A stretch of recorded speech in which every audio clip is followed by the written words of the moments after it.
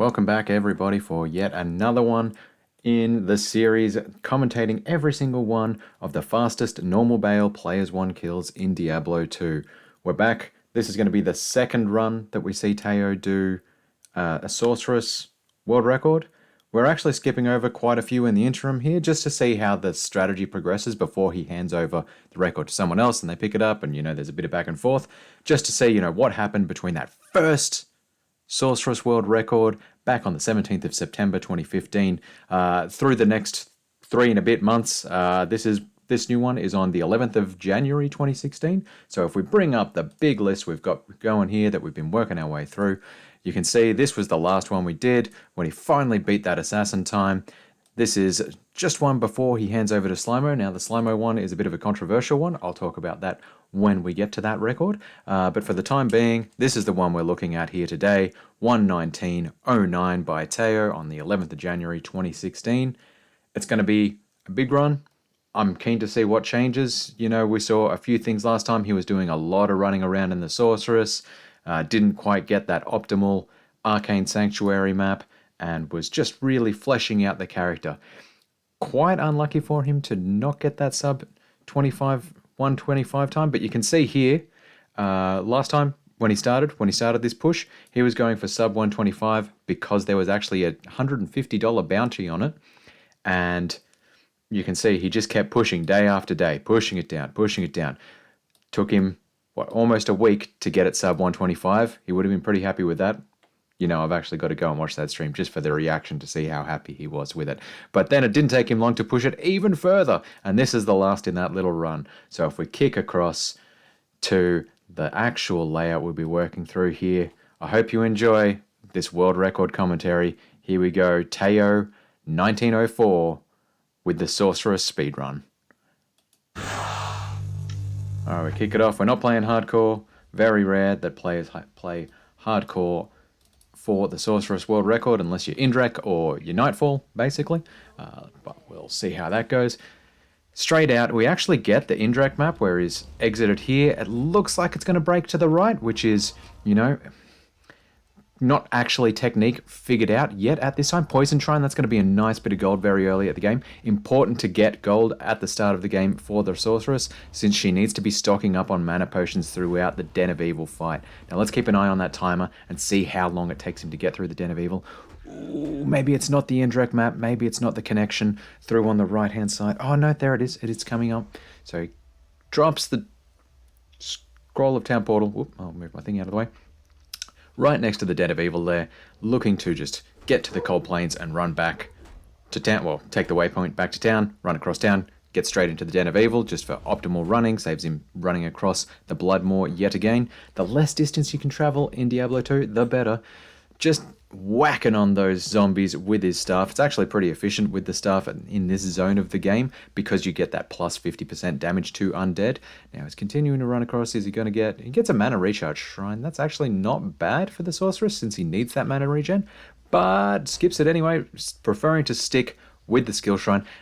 The additional 2 points in Charge Bolt are going to help him quite a bit. He's really relying on those choking gas potions for his gold at this point. Hasn't really picked up much, despite, popping a few chests and stuff like that. Puts a bit extra into energy just to help him get through the Den of Evil without having to shop too many mana potions at this point in time. And across to Akara, we'll see him sell those items, drinks the 2 potions in his belt to immediately refill it with more mana potions, stocks up on a couple of stamina potions as well. Surprisingly important detail, getting those stamina potions so you don't run out of speed, run out of puff as you're coming in through the Den of Evil, and especially after you get out of here when you're running across the Cold Plains, and if you get stuck after the Stony Field in the underground passage, that's pretty nasty. So anytime not running, it's time wasted. Quite a dense Den of Evil. That's kind of rough. Like, you don't want that many monsters in here. You might think more monsters, that's good for experience, but since these are just regular monsters, you don't want to be spending your time killing regular monsters. They don't give that much XP, and you're much better if you can focus your attention on what are called unique packs, or boss packs commonly in the lingua franca, where if it has a, different skin, like a different color shade to the actual leader of the pack and he's got a unique name, unique identifier, like, I don't know, Gorefoot the Bliss or something like that, then they give 500% experience, plus all the minions around them also give 500% experience. So here in the Den of Evil, this is why when you can skip it, it's quite good to skip it, because there's only one unique pack ever going to spawn in here in normal, which is Corpse Fire at the end, who is actually a super unique boss. He will drop 2 magic items at the end for you. But yeah, okay, that's not too bad. He actually went the left path that time. Commonly there's more monsters on the right, but despite that very high density at the start there with the couple of shaman groups and the devilkins, didn't actually, well, Fallens, sorry, I always get their names mixed up based on their skin. Yeah, it hasn't been too dense since then. Also good that he's not getting too many of those beasts, because their life pool is just enormous. So can spend quite a bit of time on them. Not hitting all his shots on the charge bolt, which is a bit rough. Ideally, you also want to be, like, if it's just a one enemy, you want to be doing exactly what he just did then and switching across to firebolt and just sniping them with the firebolt. Otherwise, with the charge bolt, if you can get them to group up, that way every time you're casting charged bolt, every one of your charged bolts is hitting an enemy. That's honestly what you want. So is it 4 minutes 20 here? It's probably going to take about just shy of 5 minutes, I'm going to say, to get out of this den, which in today's world is kind of rough. Like, you want to be getting out of it around 4 minutes on the dot, if not earlier. But he has picked up a good amount of items to sell here for gold, so that's not too bad. And to be honest, back in these days, 4 minutes 40 is actually a pretty nice den. Now you can see he was keeping track of exactly the amount of enemies left to kill at the time. Unfortunately, doesn't get plus to skills on that wand, so not huge gold from it, but he's going okay. I think he forgot to identify that amulet too, which is a bit of a missed opportunity. Now you can see here just massively stocking up on stamina potions and mana potions. Wants to just check out around here, around the cold plains, to see if he's got a shrine next to the waypoint. Doesn't look like he does, but he does have Bishibosh, and Bishibosh is another guy who will drop 2 magic items, super unique boss, and can also, you know, has minions around him. They're not labeled minions, so I haven't actually done the work to determine if it's just like all the monsters in that pack give 500% XP, or if there's like specifically labeled ones that give 500% XP, or if there's none, in fact. Doesn't get the quick exit on the cold plain, so running straight across, picks up a well, didn't really need it, like gets a little bit of health from it, but because he's already chugged his mana potion, then, you know, I mean, his stamina potion, it's not really benefiting him from a stamina perspective. But nicely, he did pick up an experience shrine on the way, wanting to get across to the Stony Field as quick as possible. Didn't get the top exit either, so he's basically third wayed the Stony Field there, which hurts a lot. Wants to run into a boss pack as quick as possible here, and he's just not getting it. There we go, skeletons. Ooh, that's not the best. Like, they still have a bit more life than you normally want. They're not as bad as archers, but they can be, you know, not ideal. So pretty happy to get through them quickly. Does grab a waypoint and a shrine right next to each other. He's probably going to be going back and exploring that position many times as he's going into the tower with the Countess, hoping to farm an experience shrine off it as he starts each game, just so he can accelerate his progression all the way through to level 18. With the Sorceress, it's critical to get to level 18 as quick as possible, because you want to get that teleport so you can just zoom through the game. Doing a lot of running around here looking for the stones. They're almost always right next to the path, and unfortunately he had to take the long way around on that path before he found Rakanishu. Now you want to get to the stones because Rakanishu typically spawns with about 6 to 8 minions, and he also gets a Goat Clan boss pack, so that kind of lucked out when he drew Rakanishu up that way.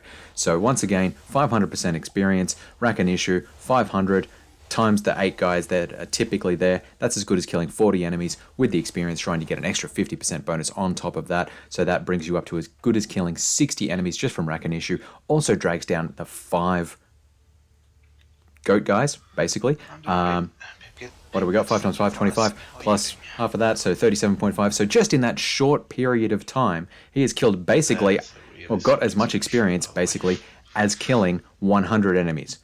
just from Rakanishi and that goat pack. Astonishing. To have the It's not getting much experience better. shrine as well, that's very nice. Like, sad that he had to run the long way around to reveal it. That was suboptimal, but pretty good outcome in the end. Now he's going through, where am I? So he's come out here, and the tile itself actually exits this way. Underground passage, straight through map, so the tile is this way. The ending tile is going to be shaped like that. I expect he's going to be ending up running into it and exiting that way.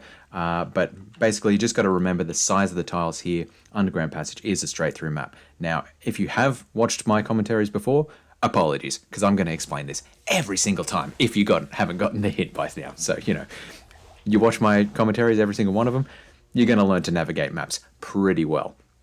Now, running out here into the Darkwood, one thing to note actually earlier. So he did actually get the indirect map. At this point in time, haven't quite realized what the indirect map looks like, but one of the nice things about the indirect map is there is always an exit from the stony field into the underground passage in the middle of the stony field. So you don't have to run all the way across to the edge of the tile to get to the underground passage. That's a nice 10 to 20 second time save, not having to cover that extra ground. Now, out here into the Black Marsh, hasn't really come across any more good boss packs yet. Here we go, Archers. Archers always suck, especially when you are getting hit by cold enchanted archers. Is he going to go and pick up that quilted armor? Now, when we previously saw all his runs, he's been dedicated to shopping armor.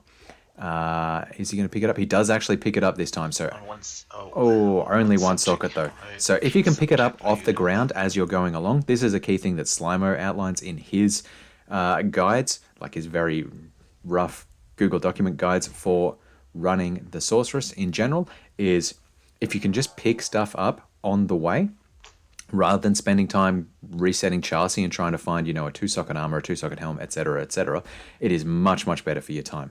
Now, interestingly, he did not choose to drop a town portal next to that experience shrine or drop a down portal next to the exit out to the Tamo Highlands, but that is a very nice map. Like, he's got a shrine just down, almost directly south from the waypoint, and almost directly north of the waypoint is the tower. It could be slightly better, but the fact that he's got a shrine and the tower within 10 seconds of running from that waypoint, that is really, really going to help him out, especially when he's got that other shrine to check for an experience shrine out in the stony field.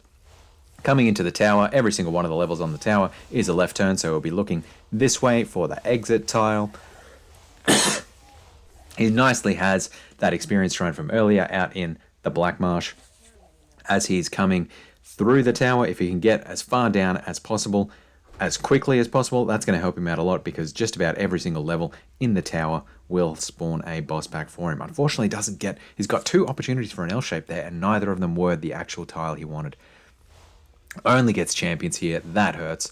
Champions are only worth 300% XP, and their life pool is much, much higher than what you would get from an actual unique boss pack. So you can spend a lot of time on them and not really be getting what you want.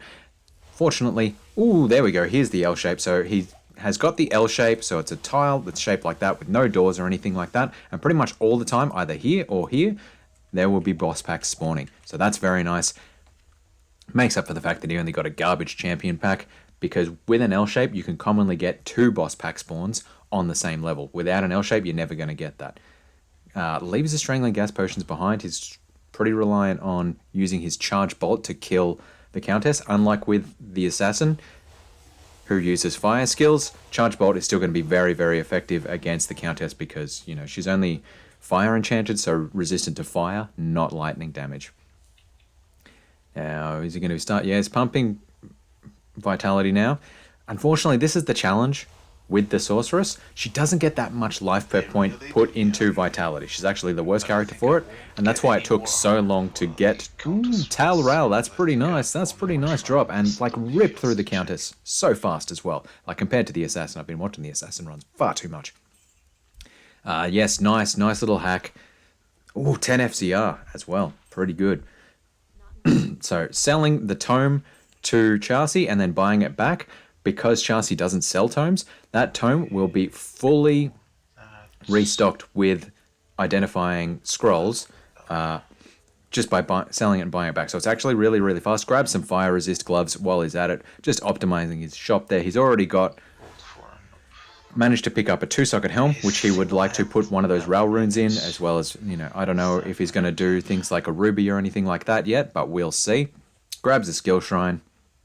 That's just going to help his damage. Unfortunately, doesn't get the XP shrine like he wanted, but he does have telekinesis, so that means he can get those shrines far, far faster because he doesn't have to run all the way to them. They only just have to be right on the edge of the screen, which is great for the Sorceress. Now finds the boss pack, probably actually made a mistake running up looking for the boss pack.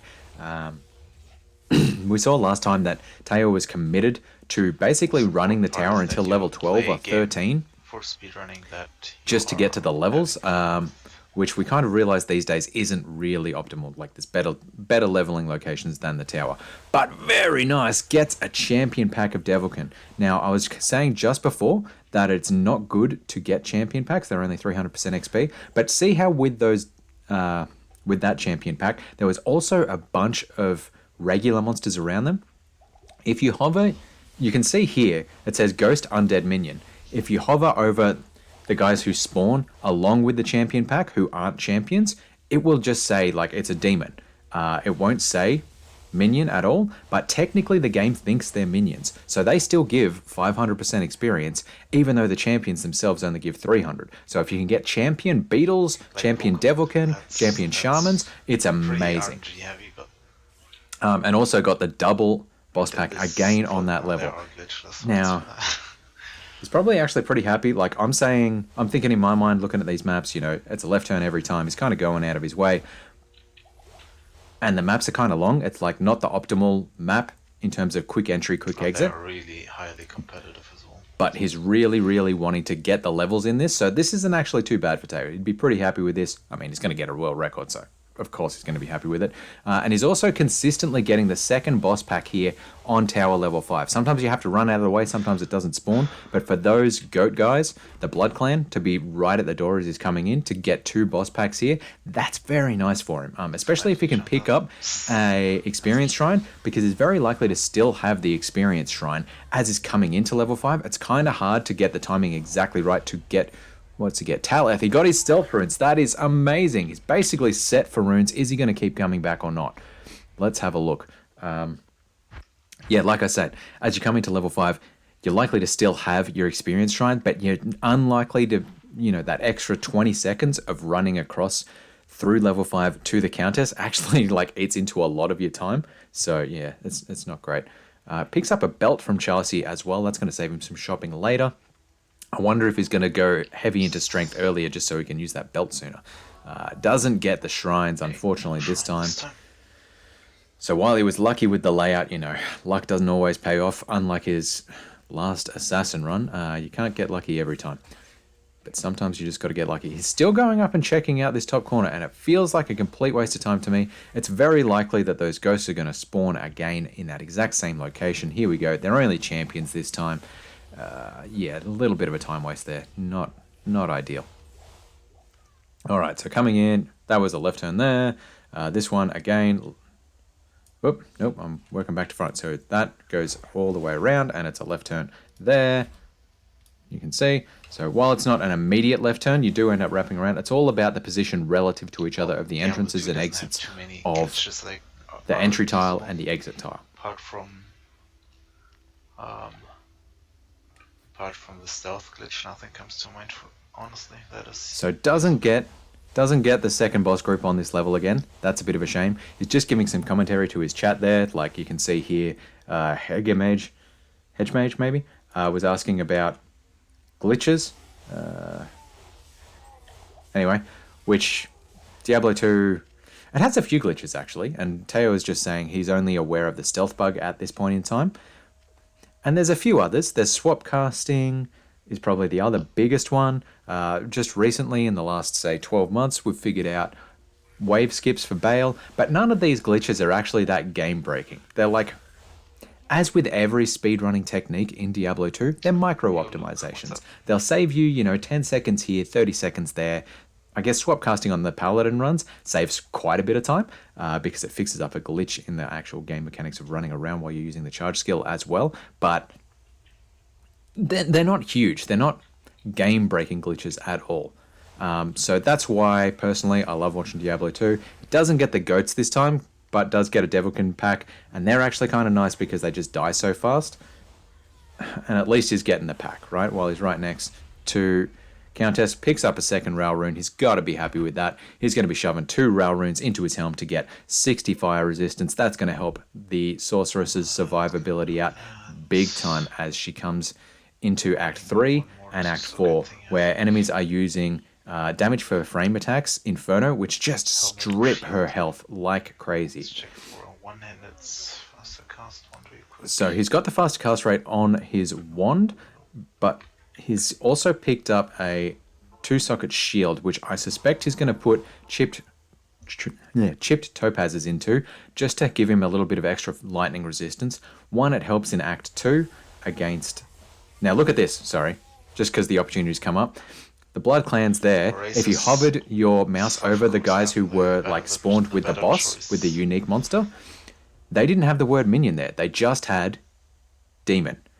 And that's just a weird glitch where if it is a demon or an undead and their boss is only aura enchanted, it will not show the word minion over them. Funnily enough, by watching all these runs, I've also figured out that if it's an animal type monster, like a beast, it will show the word minion. So it's a bit weird like that. Continuing to just pump into Charge Bolt, he'll be relying on that for his main skill until he can respec, which is why he did the Den of Evil quest earlier. Nice side benefit of the Den of Evil quest is he gets a +1 to skills, which will help him out continuing to level up Nova and Teleport later on.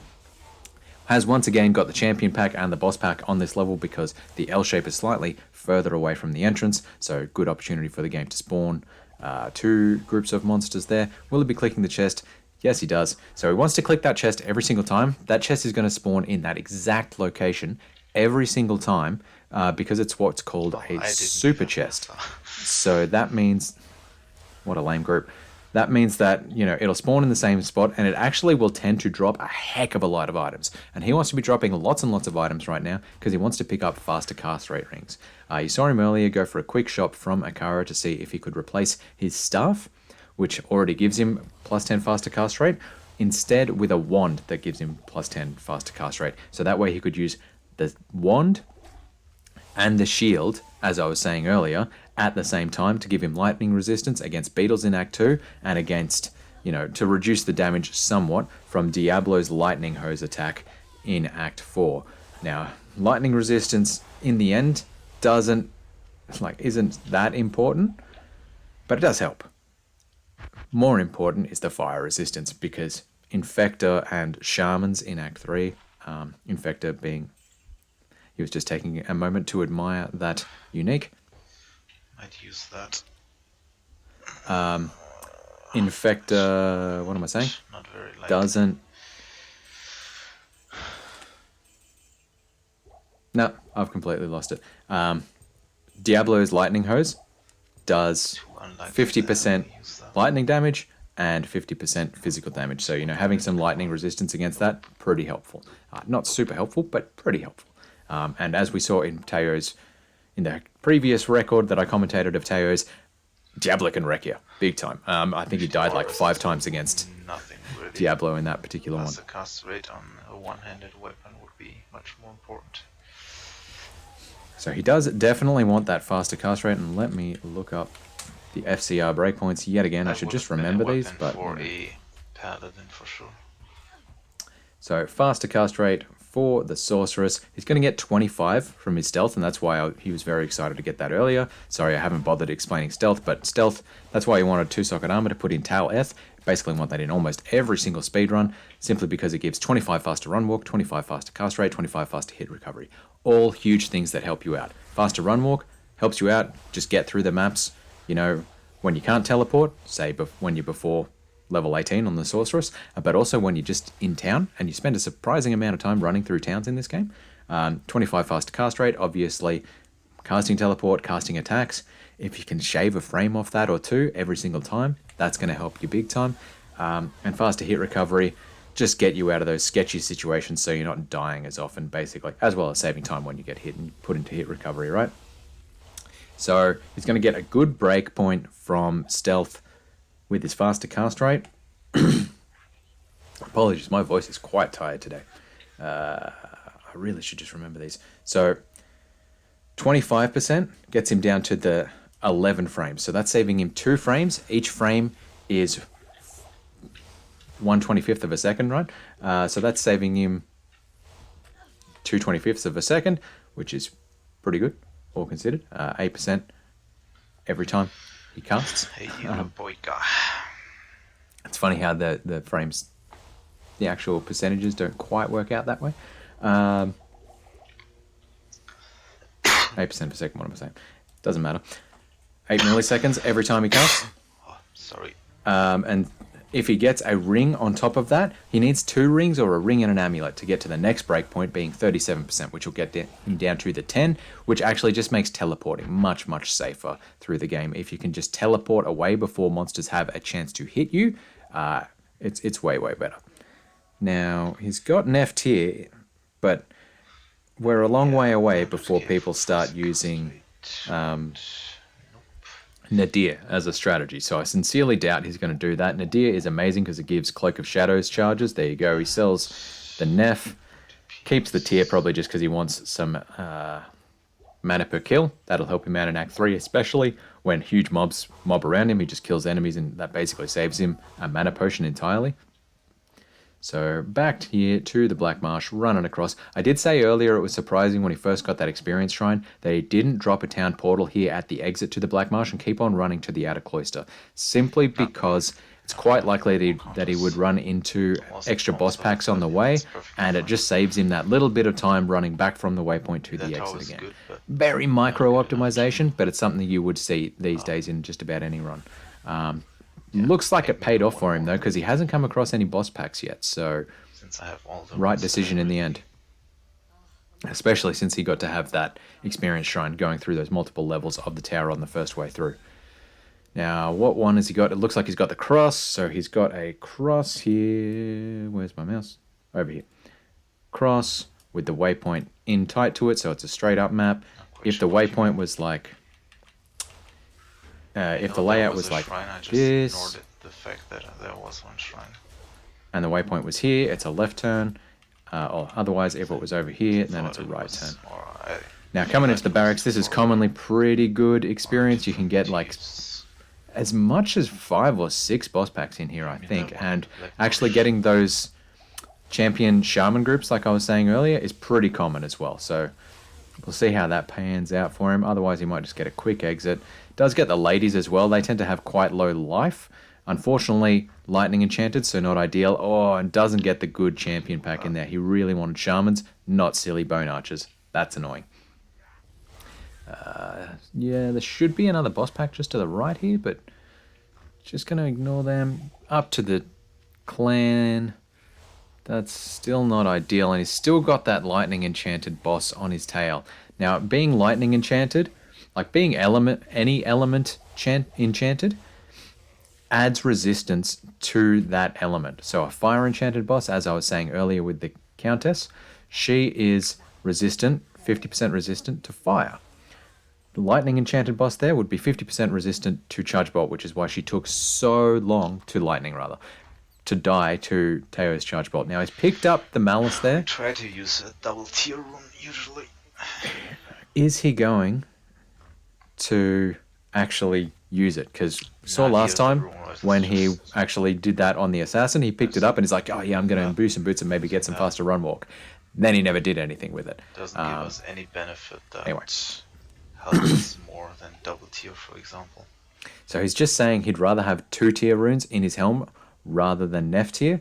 It's not really hard to get. It's just it doesn't have any benefits that are really good. So his argument is that Nadir is not really that great, and I'm guessing that's just because it took until about 2019, maybe late 2018, for runners like Bender and Indrek to really show the benefits of using those Cloak of Shadow charges for safety, especially in the Chaos Sanctuary. So he'd rather have 2 tier runes, so that way he's getting 4 mana per kill and basically almost completely offsetting his charges of Nova when he actually skills up and respecs into Nova. Ooh, this is going to be a champion pack. Oh, that's annoying. So it doesn't get a good champion pack, just gets silly ghosts.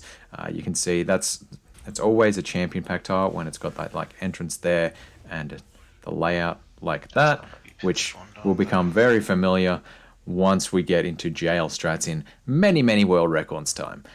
So we're continuing to push through the jail here. One thing I forgot to mention earlier is it's a straight through map. Jail level 1, straight through map. Jail level 2, straight through map. Jail level 3, left turn map. So this is quite a long one. He came in running down this way, and the exit was that way, but he just had to go like all the way around, and that was quite draining. Is he going to get a fast one here? Looks like it. Yes, so it got there, bang. Almost makes up for that long level 2. Oh, he's got the Tainteds. They're running at him. Just wants to get away from them. Killing the boss pack of archers is gutsy while he's got those champion Tainteds on his tail, but rips through them, no problems whatsoever. Probably a waste of time attacking that group of Devilkins. Leaves the ghosts behind, surprisingly. Might have been Lightning Enchanted. I might have missed that one. I need to get rid of that red stripe. Here in the Catacombs level 1, really want a quick one here. This can be a big time suck. Catacombs level 1, level 3, Waterstone Cape level 1, level 3. There's no set pattern to them, so you're just kind of exploring and feeling your way around the tiles, memorizing what the tiles kind of look like, and trying to figure out when you're hitting a dead end earlier and just turning away from the dead end and not sinking time into that. This is going to be a dead end here, and unfortunately, like that tile actually itself, where it's like, where am I? 2 doors, and then comes in like that, pretty much always spawns a boss pack. So it can be helpful there, but unfortunately you got a tainted boss pack, and those guys just have huge health. They've got resistance to lightning. It's not good for the sorceress to come across that. That's why he just turned away rather than engaging with them. Does get a dark one pack, but that guy's cursed, so he just wants to keep his distance and make sure he never gets anything cast at him. Nicely dodges the firebolt from the cursed demon, so he keeps his experience shrine. That wasn't the best luck on level 1. It was pretty good. I reckon he explored about 50% of the map. And ideally you want to be just getting it straight away. You want to like explore 10 to 25% of the map for ultimate luck. Now, it's never going to happen. Well, it's not never going to happen, but it's incredibly rare for that to happen. So, 50% in the grand scheme of things, not the worst. It's kind of average. Level 2 here, he's running it clockwise. This is the tip that Teo himself gives on his own map tips on how to run it. Sees a dead end and just turns away from it. So it's always a right turn from the waypoint. So if the waypoint was entering that way, you'd run away from the waypoint and hit that way. So that's why when you come in, you want to run clockwise, because you're more likely to run into this. And if you were to, start out running and you hit that, or like you've come around here and you hit that, you can just backtrack and come down. And that's why you want to run Catacombs level 2 and Worldstone Keep level 2 clockwise, according to Teo's methodology anyway. Haven't always seen it play out that way.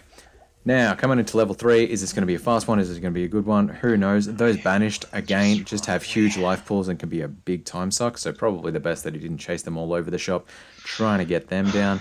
Looks like this is the exit. No, I've misread that. Never mind. Okay, dead end. Okay. So pretty typical level 3, just trolling with you. Honestly, minus defense doesn't really help the barbarian because he's just so far underleveled. Oh, there you go. Chat's talking about the benefits from Nadir. Defensive builds. And they're like arguing for negative monster defense, but honestly the actual benefit of Nadir is pack management. So they're saying, chat is saying that Nadir is beneficial against ancients because it's got negative monster defense. Taya's got a great point there.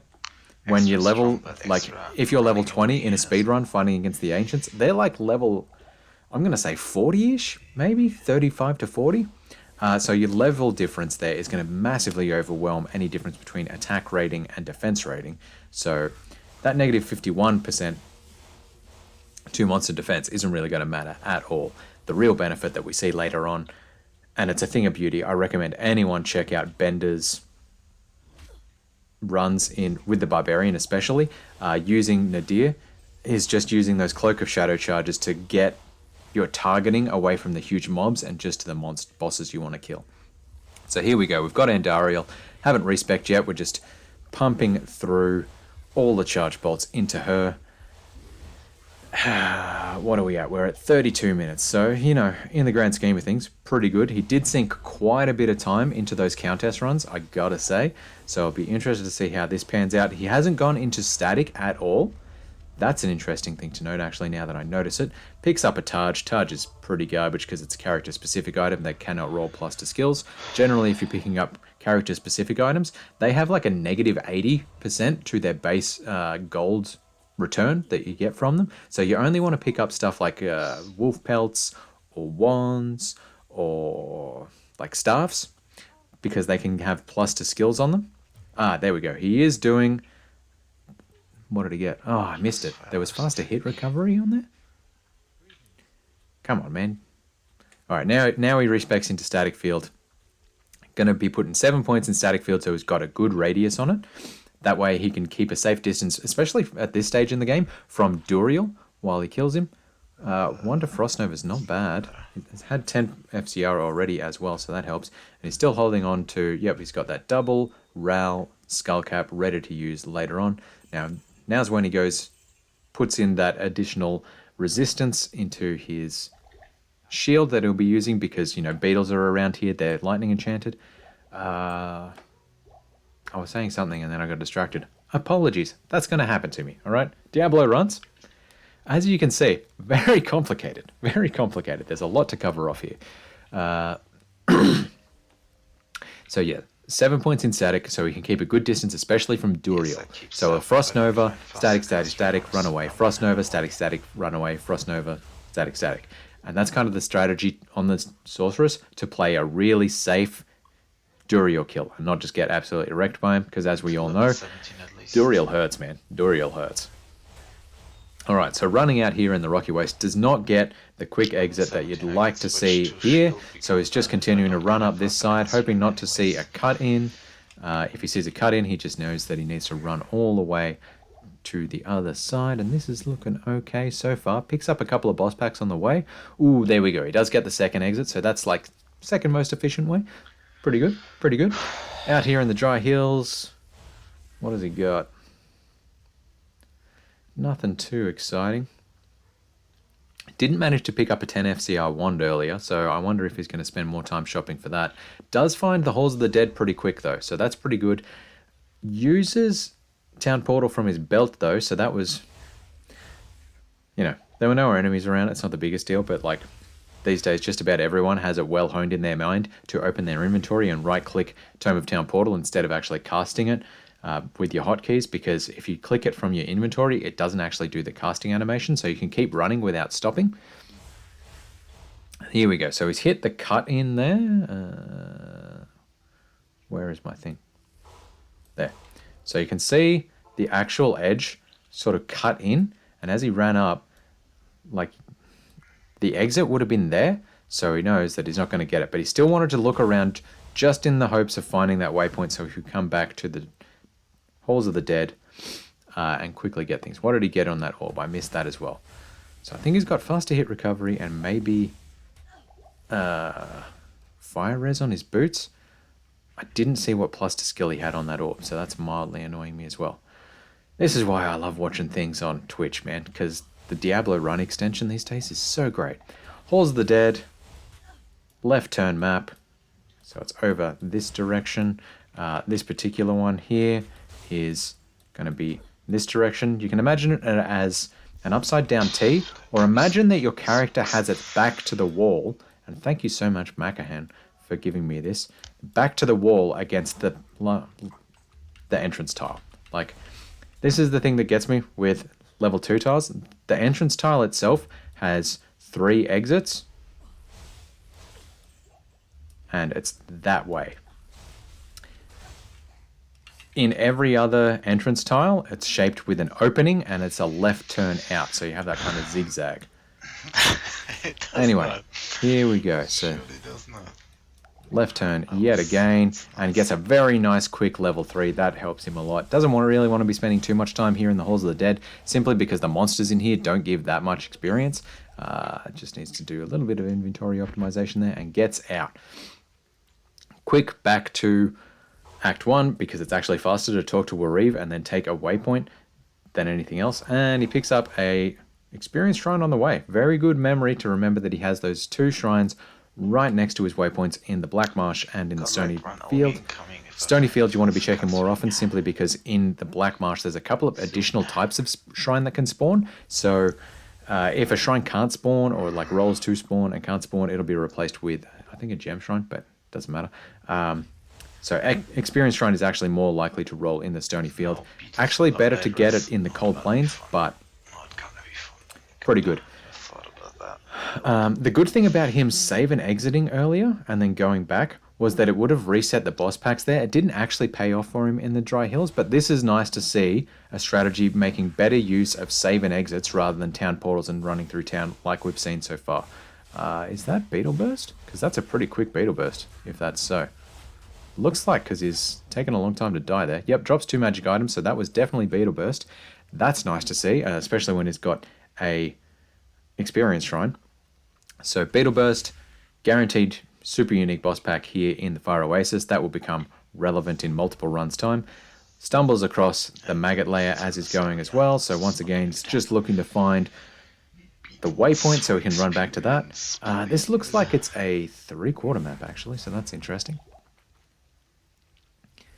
Coming across, he's desperate for the experience so he can get up to level 20, but not really coming across the boss packs he needs. Okay, no, he was down the... No, that's not it. Wasted. Oh, it was an island in the tile. That hurts. Okay, so that's why I couldn't read that map. The exit might have still been a bit further down in the bottom left. Until I wonder. I found the maggot layer. So he didn't really get beetles in there. It looked really promising when he first came into the Fire Oasis and he had beetles because it was Beetle Burst. You want beetles because they just have such low life pools and they give very good experience. So it takes only like 1 or 2 hits from the Nova for them to die. And you get very good experience. So when he's got an experience shrine and he just wants to get to level 18 as quick as possible, that's what you want. Now Maggot Layer is one of the few areas with a right turn, so he's come out running this way. He wants to turn right relative to his character and get an exit tile facing down there. Picks up a U-wand. Hopefully that's got plus to skills on it for him, and that'll give him some gold. Now the thing about the gold, and I keep mentioning it in this game, it's so important on the Sorceress simply because you are chewing through mana potions. Like just chugging, especially when you hit level 18 and you get that teleport. It's not like, you know, the druid or the assassin where they can basically self-sustain straight off. Ooh, lucky to not get cursed there. That was surprising that he got hit twice and didn't get a curse off. Where you can just sustain off a couple of tier runes. You got to be getting potions, and to get potions you got to be going to vendors and buying them. So thank goodness that in version 1.10 they brought in potions to, like mana potions to buy from vendors. Once again, he's come in, running this way, wants to make the right turn down, and this is looking like a long map, so that's kind of hurting. So continuing to just push on through. Didn't get too much benefit from his experience shrine earlier, unfortunately. Grabs the stamina potion. Stamina potions are kind of annoying in Act 2 and Act 3 because the vendors to buy them from are just so far out of the way. Like you'd mostly go into Lysander anyway, I suppose, to buy mana potions, but if you can pick them just off the ground, it's pretty handy. Oh yeah, this is a long level 2. That's a long level 2. Alright, coming down.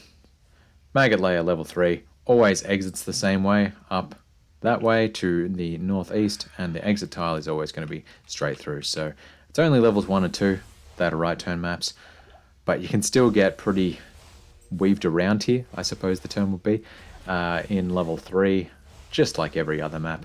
Sometimes you're lucky, sometimes you're not. As much as you can read them, you don't always get the best layout, and you can still get faked out. Oh, so he's not using his resistance shield there, and you can see the impact.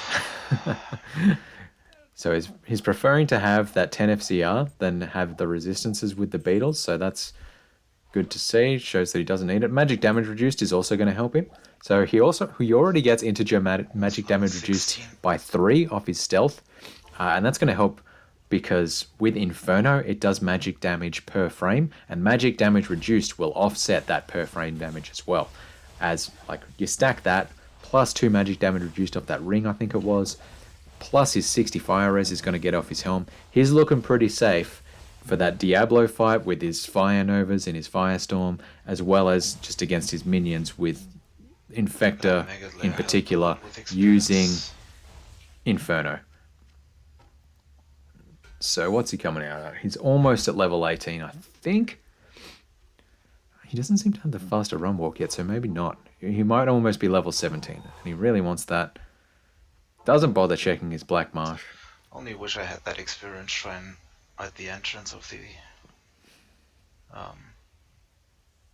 Mega Lair, not so much earlier. So he lost a bit of time. Should have searched for the Mega Lair first and get the shrine when I got it. I don't know that he really hit that many boss packs in the Maggot Layer for it to have made that much of a difference, but I guess like right now, since he only needs to kill like 3 things, yeah, he's running around without his stealth, so that I can understand the frustration. Doesn't get the exits here. Doesn't look like it's cutting in here, so I think it's going to be up this top right side. There you go. That's the exit. Now he kind of wants to find... So now he's running a little bit faster. He's got that 17, so his stealth is active, and he's going to have much better cast frames there as well. He's just saving 1 cast frame per attack. He's going to grab that staff because, as I mentioned earlier, staves can give plus to skills, and plus to skills sells for big gold. Quick check down the bottom there to see if he had a quick exit, but he didn't. And nice little boss pack here. So that'll give him a good amount of experience. What did that give him? Maybe a 15th of a level.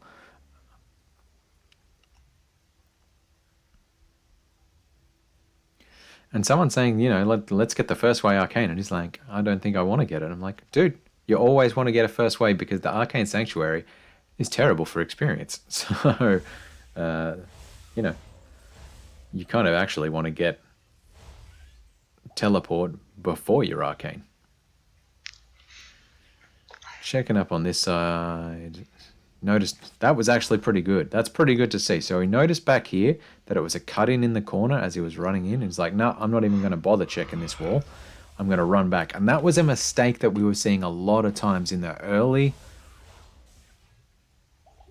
world records. So it's come in. It's actually got a 3/4 map. So the map itself is like shaped with a wall there. And it comes out like that. And it's pretty unlucky for him to not have gotten the quick exit here. So it's probably going to be down here or here. So not the best Lost City map. He has come across Dark Elder though. So Dark Elder, another super unique boss, gives pretty good experience. Unfortunately, I think he's Spectral Hit or something like that. So it takes a bit to kill. Extra fast something. Leaves the chainmail on the ground, so not getting the ideal gold from that, but kind of relying on that staff to give him a good amount of gold. What's he got? He's got 12k gold already. Probably wants a bit more than that, to be honest. So once again, it's a tomb in Act 2. It's not the maggot layer. Oh, nope, it's actually that way.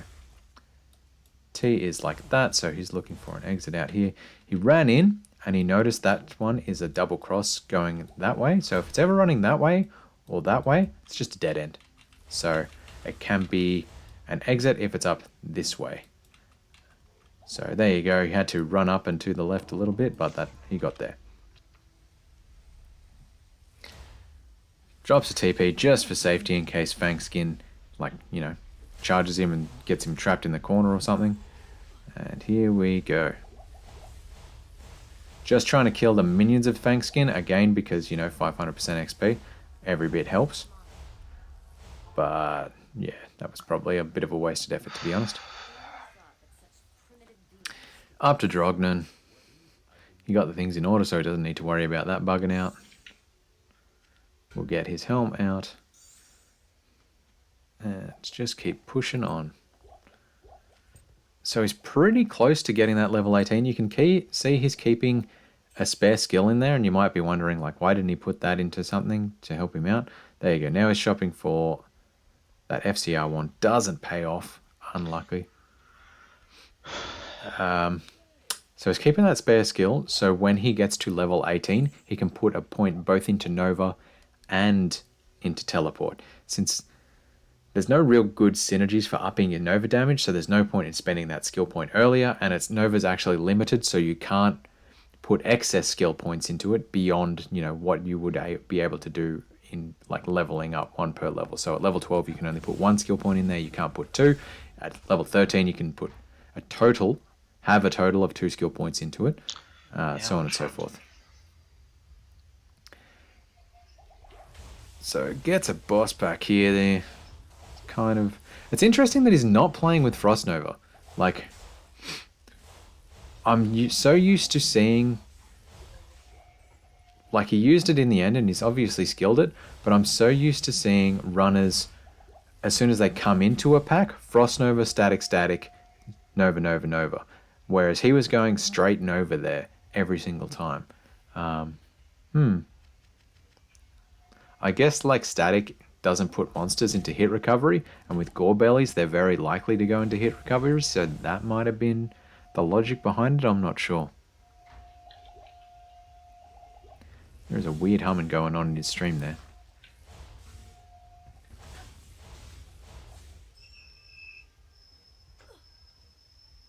That's spooky, man. That's spooky.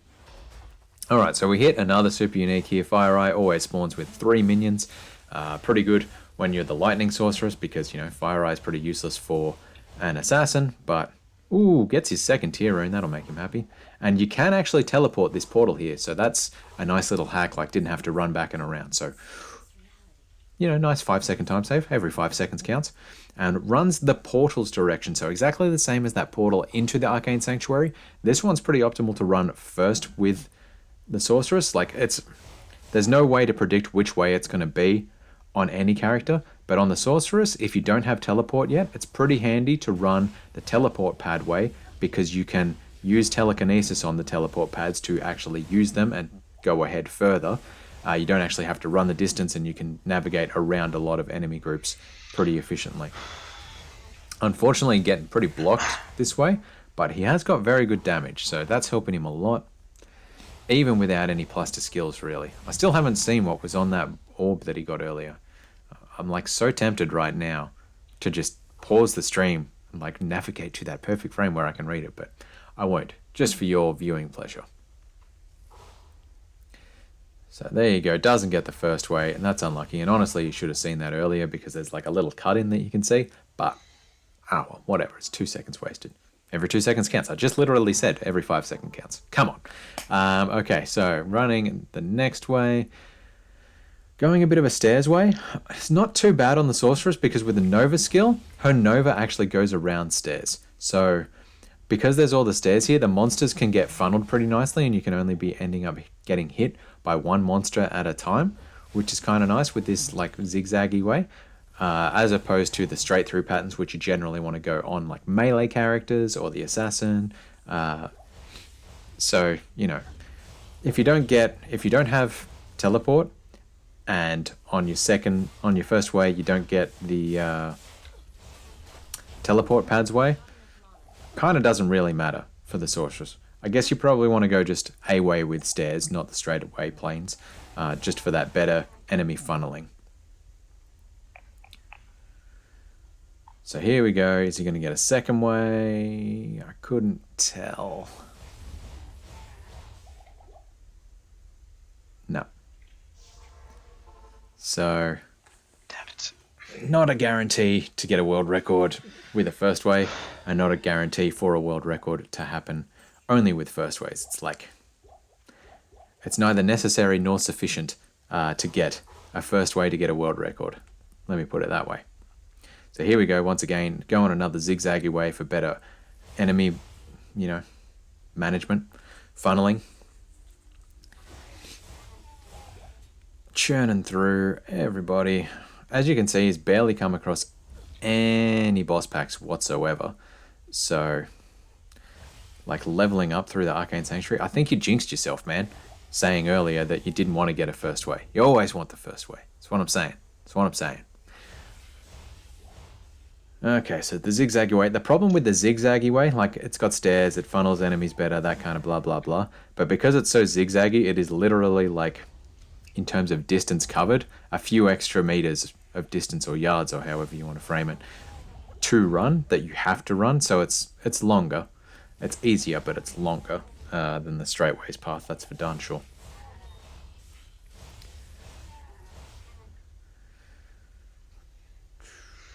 So here we go, we're coming up on there. Couldn't really tell. Here we go. Gets a third way, so not the absolute worst, and I'm pretty sure there are records to come that do have a fourth way in the world record. But for this case, a third way. So, slightly worse than average. Gotta say, his maps have been barely okay. So to come out with a world record this much ahead of his previous one, it's pretty astonishing. So here we go. That's pretty nice. That's pretty nice to see. So he sees it. It's a wraparound map. So it's a left, but he's actually come in, and on the doorway behind, he could see the staff entrance itself. So he knew that rather than it being on this side, he had to actually take 3 rights. So go right, right, and then right again to get into the exit. So to actually see that as soon as you come in, that's pretty nice. He's gotten beetles here as well, so that's also very nice for his leveling up. As mentioned earlier, they give quite a good amount of XP and they have low life, so they die quick.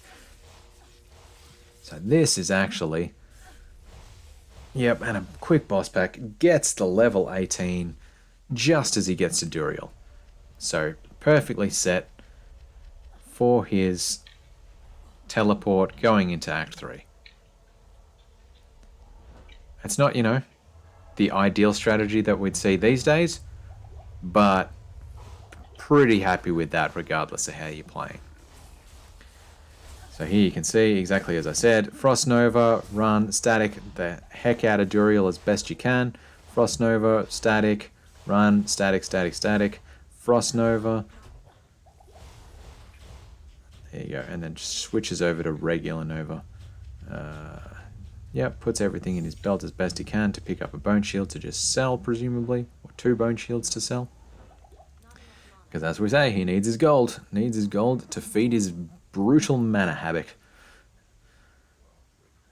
Runs across town. Oof. Has to go through like 50 quest dialogues with Deckard Cain to identify stuff, so he can just immediately talk to Ormus when he gets to Act 3 and not spends time using his identify potions. Nice little hack, as always. I love that hack the first time I saw it. Running into the palace using the town portal and then saving yourself running all the way back across town. He's very close to being able to use that. The shield wasn't bad. Faster hit recovery on it would have been pretty nice, 17. Now he's switching over to the bigger potions. That's going to help him a lot with his mana sustain. It is definitely one of the challenges with the strategy these days of going earlier into teleport. The light mana potions, and in Act 1, the minor mana potions especially, just cannot sustain your teleporting that well. So you can see here he already has to stop every now and then to just walk a couple of steps to allow his mana to keep regenning as he goes through. And, oh, nice, picks up a long staff there. That's going to be good. Is he going to get... No, he just gets the dead end this time. That's rough. So, yeah, having full mana potions helps a lot. Now, Act 3, everyone hates these jungle maps. The big things to remember, or to watch out for in a speedrun, for a successful speedrun, is there's 3 little sideways exits from each of these areas to these kind of dungeon offshoot areas. You can get a dead end one with absolutely nothing in it. You can get one with a waypoint in it and another dungeon that is useless map quest wise, or you can get the one with the actual dungeon with the quest item in it. And Teo has been quite unlucky here in terms of getting not he's going to last way it, basically. So he's going to be going to the third one without finding the spider cavern first, which is not ideal. He's going a weird strat where he's cubing 3 rings into a amulet, and that didn't really pay off for him. He was really hoping on getting that faster cast rate, but it's fun to see someone actually do it. People from time to time will suggest it in chat, and runners are like, it never pays off. There you go, it doesn't pay off. But, you know, it's fun to see someone try.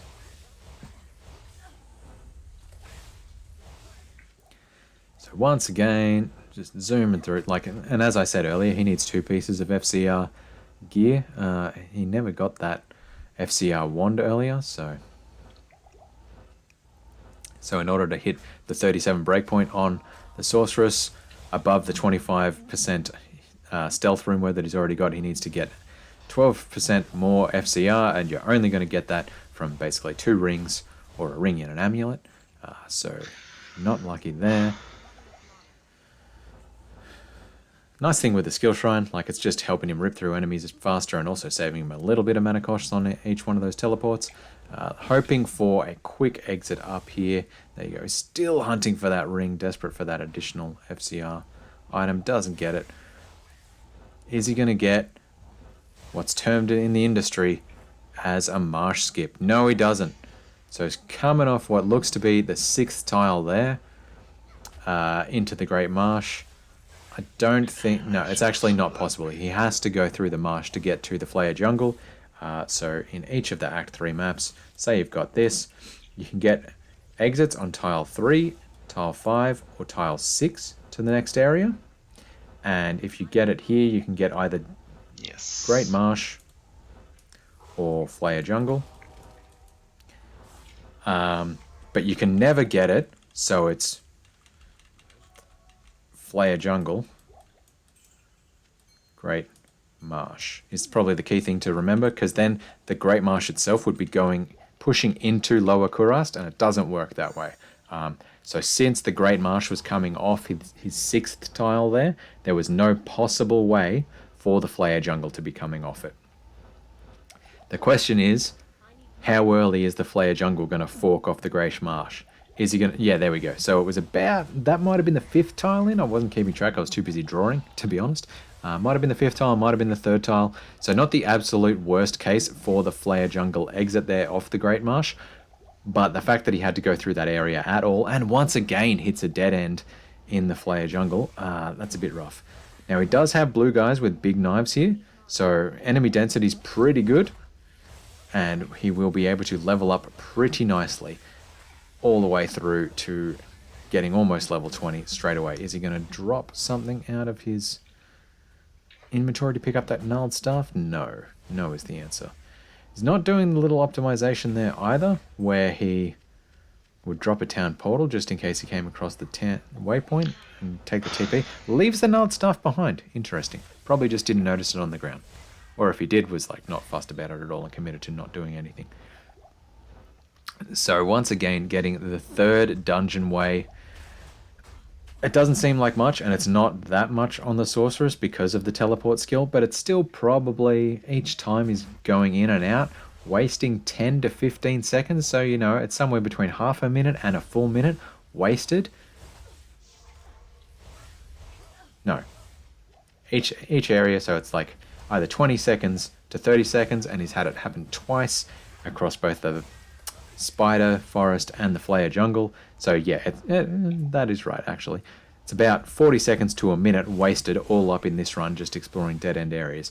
Now he just dropped the town portal in front of that area, and that was actually quite a nice optimization. Very lucky there to not rip, to be honest, and nicely makes the decision to put his fire res on at this point in time. You could see just then how much that Inferno ripped through his health. And that's why he wants, you know, that magic damage reduced on that ring he had earlier would have actually kind of been helpful. But at least he had the magic damage reduced from his stealth. So now he's been inspired by getting his health absolutely shredded there to actually put on his Ral helm. And coming through to the Kurast Bazaar, wants to pick up a waypoint so he can just take his town portal back and nicely finds the waypoint without too much exploration. So we'll go to almost, restock on potions, then do the flared dungeon. Just sells the tier helmet. It would be just a waste of space now. He's really reliant on his fire resistance, and after he doesn't need that fire resistance anymore, when he gets to Act 5, he's not really going to be killing that many monsters, so the tier is not going to help him that much anymore. Now, as I said earlier, it was quite a nice little optimization there by just dropping the town portal in front of the entrance to this dungeon area, this dungeon offshoot area, because he didn't have to go all the way in, drop the town portal, and then run all the way out again. So pretty nice. Is he going to get FCR on that classed orb? No, and it had just garbage skills on it, but he probably, honestly, still should have kept it. Like Blaze and Warmth. Warmth is a level 1 skill, so that kind of would have been lame for gold, but Blaze could have been alright. Down here in the Flayed Dungeon, once again, oh, where's my little thing? It was a left turn map. There's actually not that many particular layouts in the Flayer Dungeon, so you can actually memorize the maps entirely in and of themselves. But, you know, left turn is a nice hint to remember. Same thing on level 2, left turn. Level 3, oh, nice one. He actually got the really good one for the Sorceress, where the entrance was right next to the chest itself, so he could just teleport straight over. And he recognized that in a flash, quicker than I could when I'm not even playing it. So that's pretty good. Yeah. Bit frustrated by trying to find the sewers. Once again, sewers, in his own guidance, Teo recommends you do the sewers in a clockwise direction, so running around this way. He's found the chest now, so he knows that coming out of the chest, it should be a right turn. Or maybe he doesn't know. Maybe he hasn't got that little hack yet, because he's continuing to look around. What he should have done was double back then and checked up this side, because the exit would be over this way. So maybe he wrote up the guide that I read from him after doing this world record. That's interesting.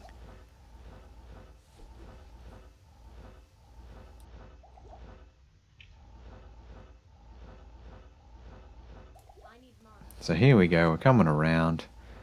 Yeah, he definitely didn't know that little right turn trick from the chest at this point in time. I'm surprised it took so long for that to come out, actually.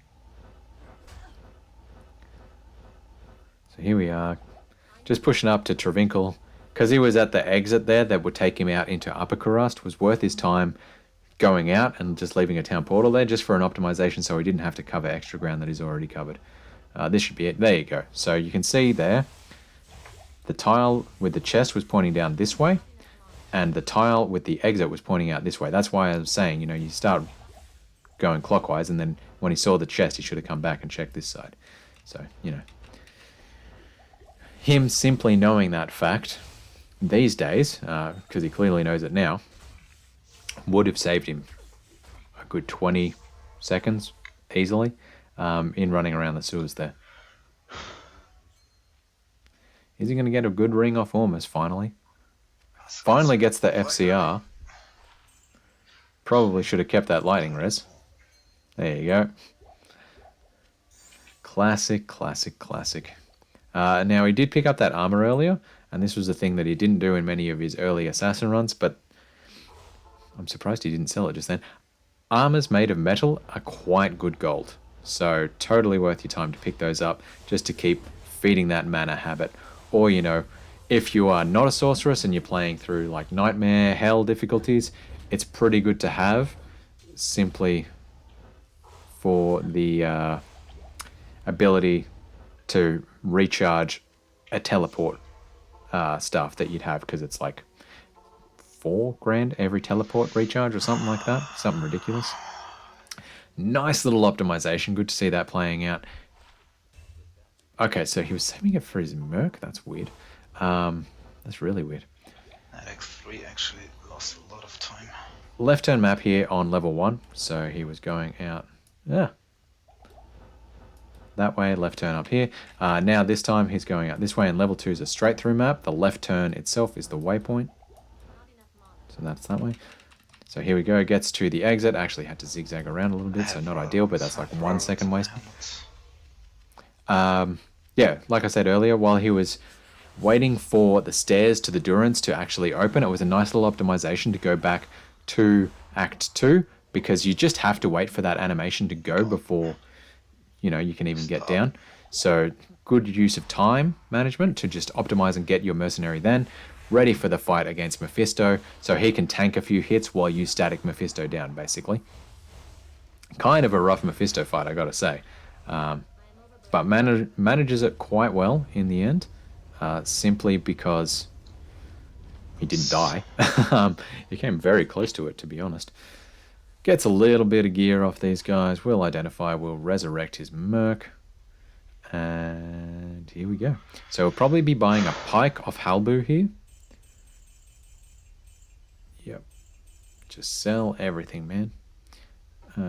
Yep. Grabs the Pike, because Pikes do excellent damage, and just giving your Mercenary any weapon whatsoever is actually pretty helpful. There you go. Oh, okay, so it had +1 to Shiver Armor, +1 to Teleport. But he was carrying that way earlier. It must have been a different one. Yep. Finally actually picks up his armor off his Mercenary, which is, yep, good. And he definitely should have picked up that null stuff I saw earlier, because he is running low on gold. Leaves his cube on the ground, because this is just a normal run, so he doesn't need that anymore, and by getting rid of it, it's much easier to manage the potions he gets. Nice! Gets a perfect exit to the Plains of Despair, and he's just quickly checking the other edges of the map. So that is actually the perfect exit, the fastest possible one you can get from the outer steps to the Plains of Despair. Doing a nice little trick here of opening his inventory to teleport around. Gets a pretty quick exit to the City of the Damned, continuing to have his inventory open while teleporting around. That just means you get a little bit of extra distance on each teleport, so you move faster. In the City of the Damned, I continue to be impressed by speedrunners using that technique, simply because it's so hard to see the exit from the City of the Damned to the River of Flame. So having that going while you're also searching a map for an exit, like, it's just impressive, man. It's just straight up impressive. Pretty quick River of Flame, really, and just zooming straight into the Chaos Sanctuary right now. Now, it moves across. He wants to kill Grand Vizier of Chaos first to make the most use of his Mercenary. Basically, he's going to be using his Mercenary to, one, deal extra damage to Grand Vizier, because these Wraiths are somewhat lightning resistant, as you would know when you get to the Hell difficulty, and if you're running an Amazon especially, it's just a huge time suck on these guys because of their lightning resistance. But also, because their attack sucks your mana, this is an important thing to remember for the Paladin as well. It's good to have the Mercenary there just to tank the hits from those red lightning bolts, so you aren't churning through all your mana and potentially stalling out. Drops a plate mail there. That's going to be nice gold for him as well. Picks that up. And yep, so he's managed Grand Vizier of Chaos quite nicely. My god. My god. Comes up here, and there's just enemies everywhere. As you can see with those Venom Lords, Infernos, that's why you want to have that double Ral Helm, just so you aren't getting absolutely wrecked. But even so, Holy smokes. Yeah, all those mages around, that just hurts, man. That hurts big time. Once again, gives his Mercenary an armor. I guess there were good resistances on that, and that's going to help his Mercenary. Can't do that. Nope, he ran out of gold.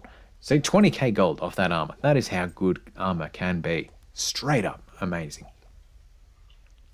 So yeah, thought he was going to get a bit of help for his Mercenary there with the armor, but ended up having to sell it for gold, and gold management is important, folks, especially on the Sorceress. Yep, so just doing his best to wreck Desace. He's probably feeding his Mercenary a couple of potions there while he's at it as well. And just getting through things here. Oh, it's tight. Quickly clears out the mages at the very least. And Fuck. yeah, that's the word, man. That's the word. Oof. Even with the 60 fire rares and the magic damage reduced and blah, blah, blah. Good moment. That Inferno just wrecks you. Rip. What is going on, man? Are you trying to lure them out? Or are you are you just stalling out and this is actually mistakes? Looks like it was just mistakes. Okay. Nice little choke point. Beautiful. That was a work of beauty there. Finds the choke point with the, like, I don't know, skeleton display thing. And yeah, uses that as a way to, you know, block enemies from stopping swarming him and attacking him with multiple infernos at the same time. So that was a solid play. Gets his level 20, so he doesn't need to level up whatsoever anymore. Almost perfect leveling, to be honest. And here we go with the Diablo fight. How is he going to go? Is he going to get wrecked again like he did that first time? Not really. I'm just trying to think of the things that have come through on this run that didn't come through on his 125. It's not too much, to be honest.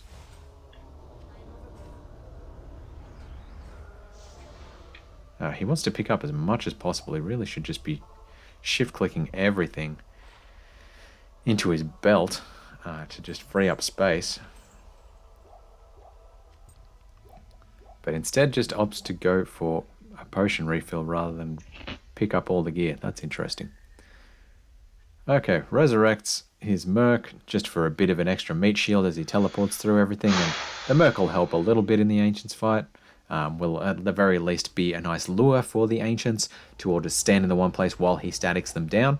Static is the like killer skill on top of teleport for the Sorceress, simply because it always does % of health damage. So those first 5 to 6 static are just doing massive damage against enemies with massive health pools.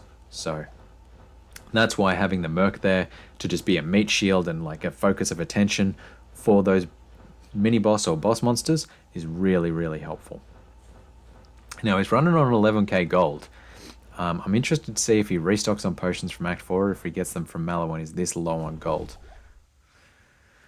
Here we go. Basically all the caves in Act 5 are left turn maps, so it's going to be coming out like this and it'll be down there. There you go. This one's out here. Gets a very nice quick exit, so that's pretty nice as well. So quick exits in these maps, moderate exits in Act 1 maps, pretty good tower, waypoint. Third way in the Arcane wasn't great, but pretty good. Tombs, very nice Ancient's Way maps as well. So all these Act 5 maps have actually been pretty kind. Does the Frost Nova just to slow Mad Orc down while he can. The other two guys cannot be frozen, so it didn't really work. And as you can see there, Mercenary just doing his job, keeping the Ancients in place so they can be static down without putting any attention whatsoever onto the Sorceress herself. Mad Orc himself has a bit of inbuilt lightning resistance. That's why, you know, it's not doing 25% HP each time. I think it might be doing 12%, if not less, maybe 8% HP each time. So, yep, very nice. And let's see how Wellstone Keep level 1 goes. So just a matter of being able to recognize the tiles here and know, you know, there you go. You could just see the edge of red on the map there, so he knew to travel back. He's traveling anti-clockwise this time. That's a dead end because it's the little T shape again that we've talked about earlier in the Claw Viper Temple. There looks to be some red. Hits the waypoint. Did not use the town portal trick earlier, so a nice little hack is as soon as you get into level 2, you can drop a town portal. And if you hit the waypoint, you can go back to your town portal and not recover ground like you just had to then. Honestly, it would have saved him like 3 seconds, I suppose. Like I say, Diablo 2 is just full of these micro optimizations. And you get them all working for you, it can make a big difference. Luckily has his Mercenary there to just tank a couple of hits, but it does mean that these Deathlords have gotten some frenzy charges off him, making them extra dangerous. Fortunately, the Stygian Furies have quite low health, so it just doesn't take much to get through them. He's almost gotten through his mana in his inventory after stocking up earlier. There's it's a War Sword there, so not ideal. We'll pick up that Greater Mana Potion there. He's gonna be struggling on gold.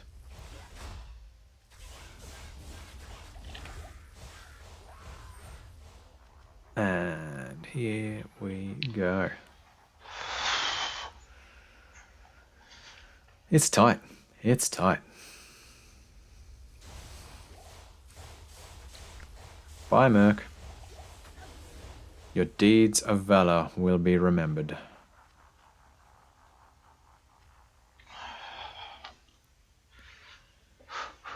This is the nice thing about like not skipping waves and stuff like this. This is a moment to just like have a second and relax Come and on, breathe just before you once. like get into trying to lead Please. the wave out. Please. He's not using death strats Come here, on. which is interesting. So once the guys are past there in the throne, they're as good as dead to bail. So he's just got to lure them out and then teleport back in.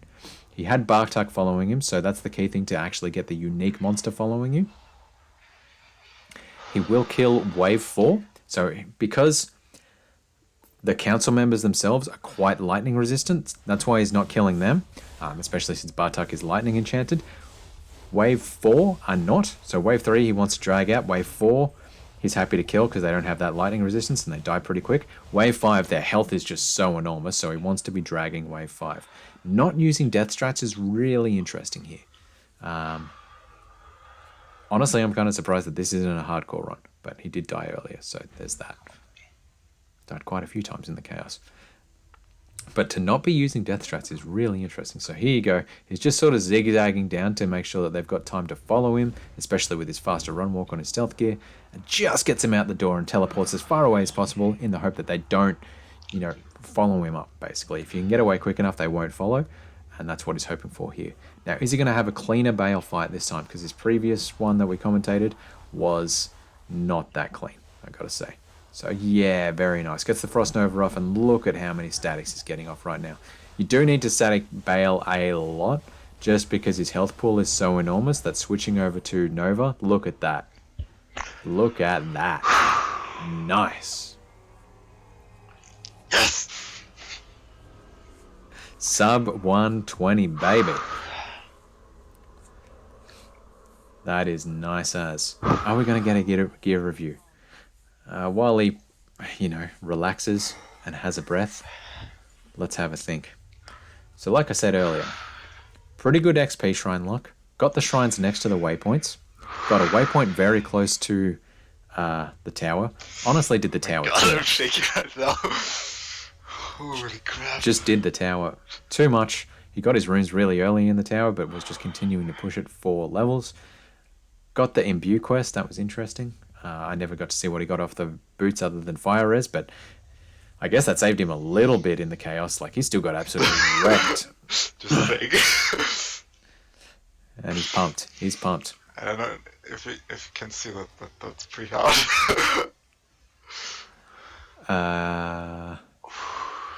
Yeah, okay. Act 2 maps. He got third way in Arcane.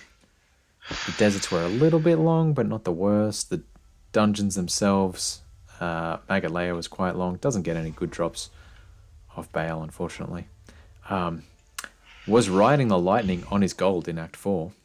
That was interesting. No shank kill. Finally gets FCR at the last moment. Had starves with FCR. Took him a long... There you go. It was cold res and FHR on the boots. That was actually... That right there. That was a Saved the very day. nice Ormus ring. Without that, I think I would have lost it in Act 4 already. That was huge.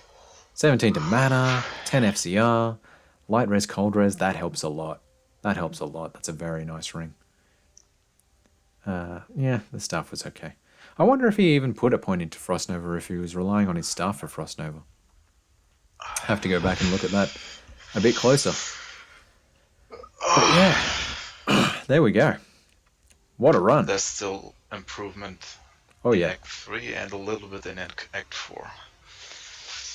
3 and 4, those were the two acts where I lost a lot of time. So that's it. That's the run. What a run it was. Hope you enjoyed that.